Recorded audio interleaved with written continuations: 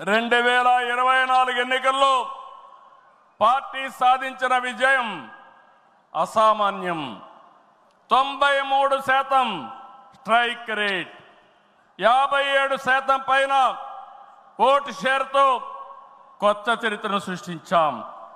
ఇది ముమ్మాటికి కారణం పసుపు సైనికులే, ఇక్కడుండే మీ నాయకత్వమే కారణమని మీ అందరికీ విజ్ఞప్తి చేస్తున్నాం.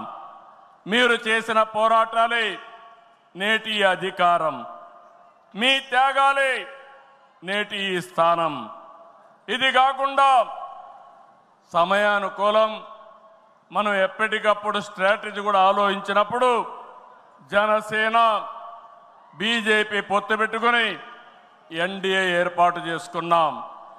దానివల్ల కూడా ఈరోజు ఈ మహా విజయానికి దోహదం చేశాయని చెప్పి విజ్ఞప్తి చేస్తున్నా.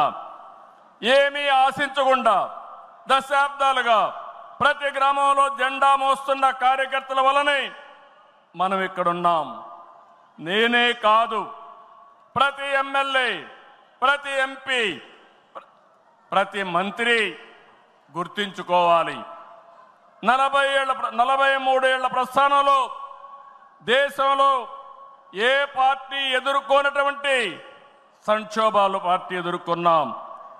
అయితే పార్టీ పని అయిపోయిందని మాట్లాడిన వాళ్ళు వాళ్ళ పని అయిపోయింది తప్ప పార్టీ మాత్రం ఎప్పుడు ఎక్కడ తిరిగి చూడలేదు. తెలుగుదేశం జెండా రెపరెపలాడుతూనే ఉంటుంది.